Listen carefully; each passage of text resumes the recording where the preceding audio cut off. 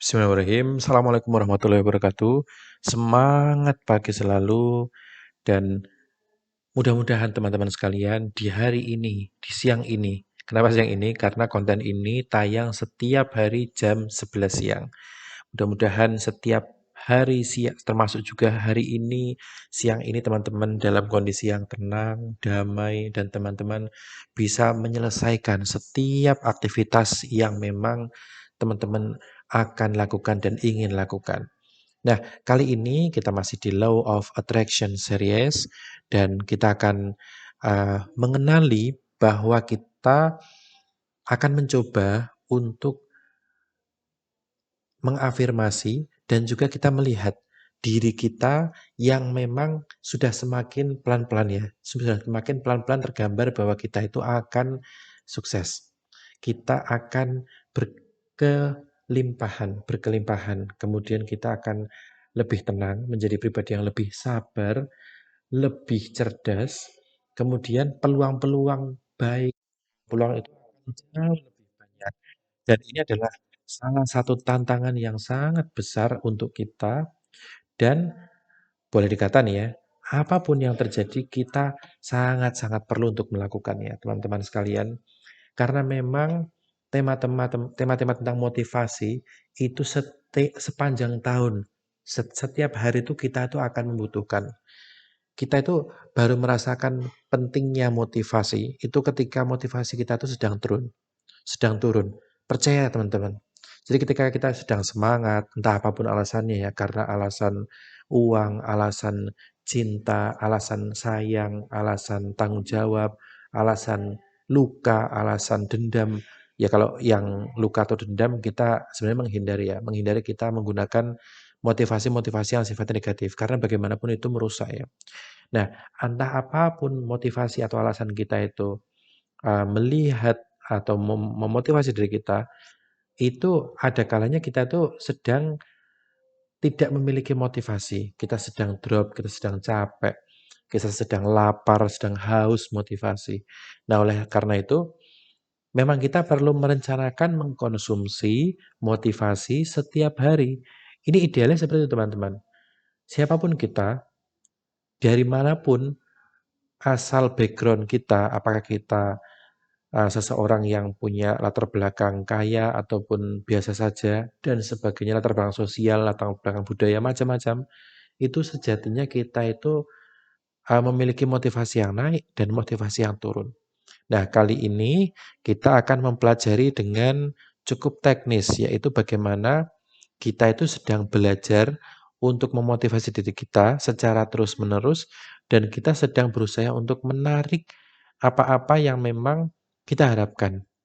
Kalau kita mengupayakan untuk memiliki pemikiran yang positif, memiliki pikiran yang berkembang, memiliki pikiran yang cerdas, yang tajam, yang tenang, maka apa-apa yang kita tarik itu juga hal yang demikian. Saya sudah sangat berulang kali melakukannya dan memang mendapatkannya. Contohnya hari ini, siang ini saya sedang berupaya untuk memikirkan, untuk mengeset ya, untuk bagaimana saya tetap bisa memiliki motivasi yang positif.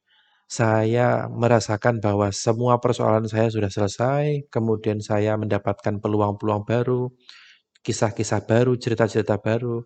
Saya juga akan meningkatkan kemampuan saya. Ternyata nih ya teman-teman, ini habis saya memikirkan demikian nih, ya kurang kurang lebih sekitar beberapa menit saja, saya mendapatkan panggilan dari seseorang yang sudah cukup lama kami tidak bertemu dan kemudian dia menawarkan sebuah pekerjaan. Ini luar biasa teman-teman dan nanti kira-kira 2-3 jam lagi saya akan bertemu dengan dia untuk bertemu dan kita untuk mematangkan, pekerjaan ini. Jadi luar biasa. Kita perlu terus membekali, kita terus, perlu, menghujani ya pikiran kita dengan pikiran-pikiran positif. Jadi kita ini hidup ini dipantau loh teman-teman, dipantau oleh alam semesta, dipantau oleh Allah, dipantau oleh Tuhan kita. Jadi kalau misalkan ada bisikan-bisikan yang itu membuat kita ragu, pasti ada, nggak mungkin nggak ya. Setiap kita itu pasti ada bisikan-bisikan yang membuat kita itu motivasinya turun, kita jadi ragu, ah masa sih, bahkan kita juga meragukan Allah, meragukan Tuhan, meragukan hal-hal positif. Ada masa-masa seperti itu, dan itu harus kita sapu ya, kita bersihkan. Seperti kita setiap kali itu membuat konten, kita itu seperti pikiran kita itu seperti rumah. Rumah harus disapu, dirawat setiap hari. Nah, pikiran kita juga seperti itu. Ada debu yang lewat pikiran kita, ada apalagi sekarang ini zamannya sosial media, kita mengkonsumsi konten-konten yang berbagai macam. Yang waduh, macam-macam, luar biasa. Dan kalau kita tidak saring, kita tidak bersihkan, itu konten-konten atau mungkin, ingatan-ingatan, informasi-informasi, data yang kotor, yang buat kotor pikiran kita, itu akan selalu ada dan membuat kita itu jadi istilahnya rumah pikiran kita tuh jadi kotor ya. Kita mau berpikir yang jernih itu jadi malas. Kita mau berpikir yang baik, yang maju itu jadi nggak nyaman. Nah, oleh karena itu kita perlu bersihkan dan nanti pelan-pelan itu akan menarik hal-hal positif yang lainnya. Nah, saya juga akan sedikit sampaikan juga. Kalau misalkan dikatakan kalau, wah enak ya kalau setiap orang itu punya uang atau dikasih uang 1 miliar. Enak sekali. Kira-kira misalnya di lingkungan pertemanan kita aja, yang kita misalnya ada 10, 20 orang di sekitar kita, baik itu orang tua kita, keluarga kita, pasangan kita, atau mungkin saudara kita, teman-teman kita yang jumlahnya kira-kira misalnya 20 orang. Masing-masing kita dikasih masing-masing kita dikasih 1 miliar. Nah, pertanyaannya apakah itu mungkin? Faktanya kan tidak. Ada yang rezekinya mungkin dikasihnya 1 juta, ada yang bahkan dikasih 100 ribu bahkan atau 500 ribu, ada yang dikasih 5 juta, ada yang 10 juta, ada yang mungkin di antara 20 orang tadi ada yang dikasih 100 juta, atau mungkin ada yang 1 M bahkan lebih.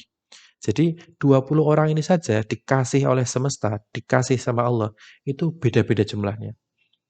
Apakah kita akan menjustifikasi mengatakan bahwa, "Oh, alam semesta, Allah itu tidak adil." Jangan buru-buru menyimpulkan seperti itu. Karena kesimpulan seperti itu sebenarnya seperti yang terus kita sampaikan, itu semua bisikan setan, teman-teman. Bisikan setan itu harus disapu, harus rutin kita menyapu bisikan setan. Jadi pertanyaannya, apakah setiap orang dari 20 orang tadi itu sanggup mengelola 1 miliar? Pertanyaannya selalu itu, pertanyaannya yang paling adil adalah selalu itu. Kalau kita 20 orang, pasti 20 kemampuan. 20 kemampuan untuk mengelola uang, 20 kemampuan untuk mengelola tanggung jawab. Nah, oleh karena itu, kita perlu juga rasional juga. Oh, berarti kita perlu menyiapkan diri kita. Apakah kita itu siap mengelola uang yang lebih banyak lagi, lebih banyak lagi. Kalau misalkan kita menginginkan harta, menginginkan uang, maka kita memang harus menyiapkan diri. Kalau kita menginginkan ilmu, maka kita harus bersiap untuk lebih capek dalam belajar. Itu sudah seperti dua sisi koin atau dua sisi mata uang. Jadi kita harus secara realistis memandang, oh bahwa memang kita perlu mempersiapkan diri. Karena memang yang nantinya akan dinilai itu adalah cara kita untuk mencapai tanggung jawab atau untuk memenuhi setiap tanggung jawab yang kita lakukan. Akan selalu seperti itu. Kalau misalkan kita belum mampu untuk mengelola, ya nggak bisa gitu. Kita nggak bisa kalau kita tidak mengembangkan diri kita tidak menumbuhkan diri kita, ya nggak bisa. Pasti kita akan stuck. Pasti kita akan tidak bisa bertumbuh karena kita tidak mampu mengelola sesuatu yang lebih besar dari kita. Nah, makanya kalau kita lihat laporan-laporan keuangan orang-orang terkaya di Indonesia bahkan di dunia, orang kok punya uang sampai triliunan. Nah, yang membedakan mereka dengan kita apa? Waktunya ya sama, kemudian usianya juga kira-kira juga nggak jauh beda. Mereka juga misalnya orang-orang yang kaya-kaya kan juga maksimal mereka juga 70 tahun, 80 tahun sudah wafat. Kita juga nanti juga kira-kira usianya limitnya juga segitu. Dan kemudian waktunya juga sehari 24 jam sama gitu kan. Jadi nggak ada yang membedakan kecuali memang keinginan tiap-tiap orang, keinginan kita dengan mereka itu sangat-sangat berbeda. Keinginan untuk bertumbuh, keinginan untuk menyiapkan diri, keinginan untuk membekali diri dengan ilmu-ilmu manajemen, ilmu-ilmu pengendalian, ilmu pengelolaan pikiran dan sebagainya itu sangat berbeda.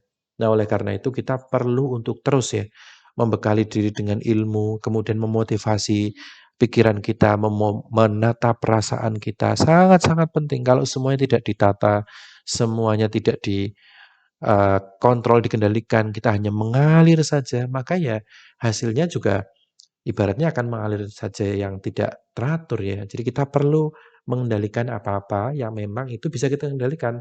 Kalau di luar yang nggak bisa kita kendalikan, seperti misalnya adanya wabah, adanya penyakit dan sebagainya, ya tentu saja itu tidak bisa kita kendalikan. Tapi kalau motivasi bisa kita kendalikan, bisa kita bangun, bisa kita masukkan nutrisi-nutrisi untuk motivasi, untuk pikiran, untuk perasaan kita, sangat bisa. Semua yang bisa kita jangkau, nah kita lakukan dengan maksimal. Mudah-mudahan hasilnya juga maksimal untuk kita semua.